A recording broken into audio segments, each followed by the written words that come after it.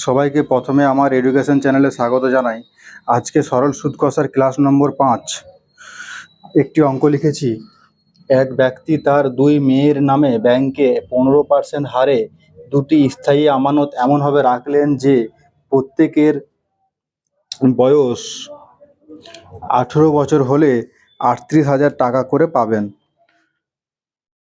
বড় মেয়ের বয়স 12 বছর হওয়ায় তিনি তার জন্য ছোট মেয়ের থেকে 4800 টাকা বেশি রাখলেন।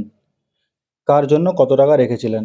তাহলে এখানে আমি বলেছিলাম সরল সুদ কষার সমস্ত অঙ্ক একটি সূত্রের দ্বারা সম্ভব।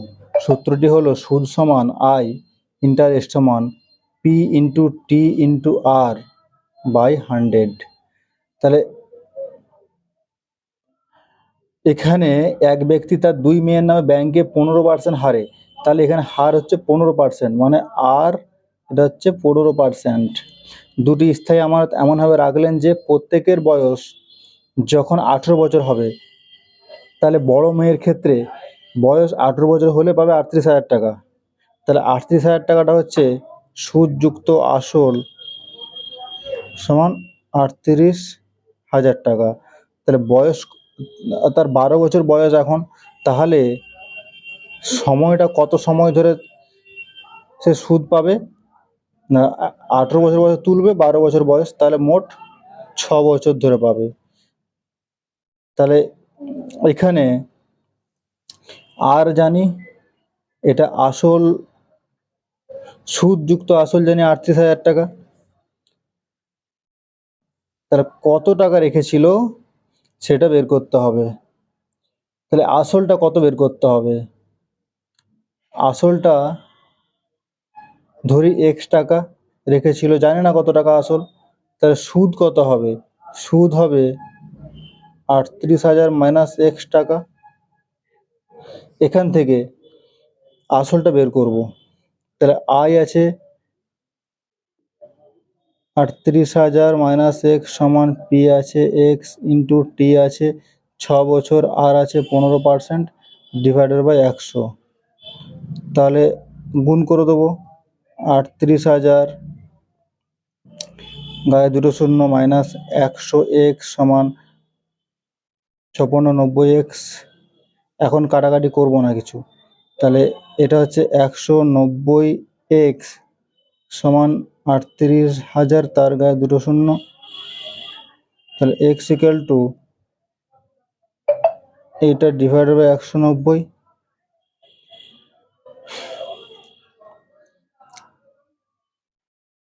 তাহলে এক্স ইকুয়াল টু 38,000 দুটো শূন্য ডিভাইডেড বাই 190। তাহলে শূন্য শূন্য কাটলো, তাহলে 19 দিয়ে কাটলে 19 দুগুণে 38, তাহলে 1 2 3 4টে শূন্য। তাহলে এক্স ইকুয়াল টু 20,000 টাকা। তাহলে আসল হচ্ছে 20,000 টাকা। অতএব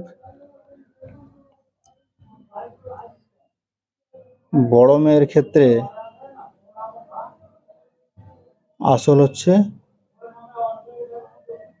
20,000 টাকা। এরপর অঙ্কটা কি বলেছে? এরপর অঙ্কটা বলেছে যে বড় মেয়ের বয়স 12 বছর হওয়ায় তিনি তার জন্য ছোট মেয়ের থেকে 4800 টাকা বেশি রাখলেন। তাহলে বড় মেয়ে 4800 টাকা বেশি পাচ্ছে, ছোট মেয়ে পাচ্ছে 4800 টাকা কম। তাহলে এখানে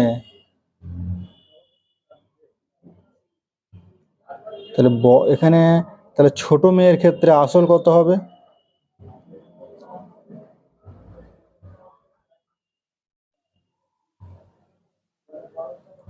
তাহলে 20,000 মাইনাস 4800 টাকা সমান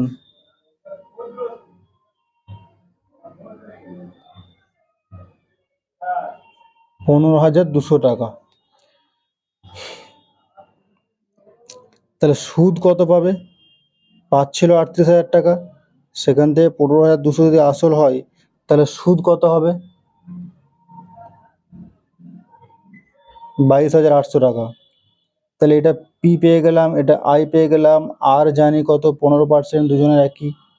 তাহলে সময়টা এখান থেকে বের করতে হবে। তাহলে আমরা জানি আই সমান PTR/100, এই সূত্র দিয়ে অঙ্কটা করব। তাহলে টি সমান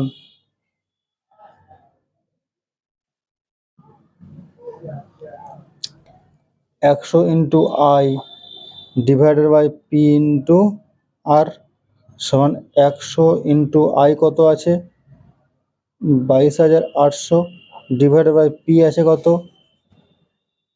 15,200 ইন্টু আর আছে 15। তাহলে এখানে কাটাকাটি করলে দুটো শূন্য কেটে দিলাম। তাহলে 152, এটা হচ্ছে 15, এটা 3 দিয়ে কাটবো 5, 3 5 15, 3 দিয়ে কাটলে এটা 3 দিয়ে কাটলে হবে 3 7 21, 1 18, 3 6 18, তাহলে দুটো শূন্য 7600। তাহলে এইটা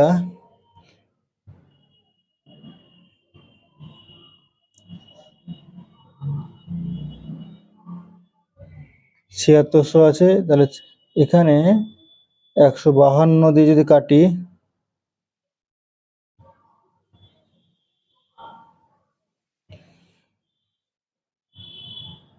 এটা 76 দিয়ে কাটলে হচ্ছে 100, এটা 76 দিয়ে কাটলে হচ্ছে 2,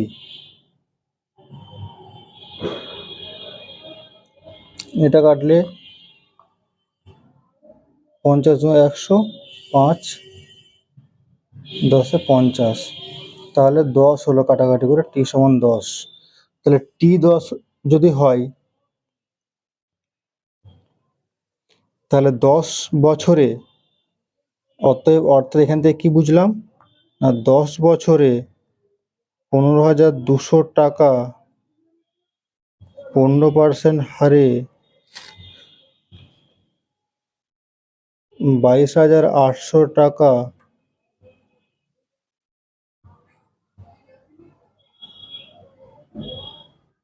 সুদ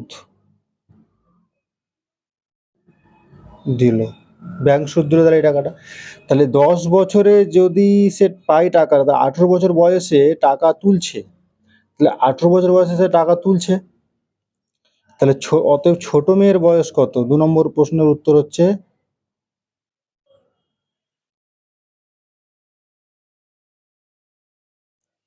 18 বছর বয়সে টাকা তুলছে, তাহলে 10 বছর ধরে টাকাটা রাখছে সমান 8 বছর। আর 1 নম্বর প্রশ্ন যেটা ছিল সেটা উত্তর কি হবে, যে কার জন্য কত টাকা রেখেছিলেন? তাহলে বড় মেয়ের জন্য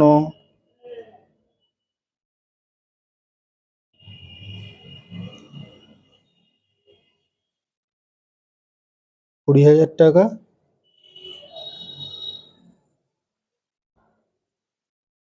ছোট মেয়ের জন্য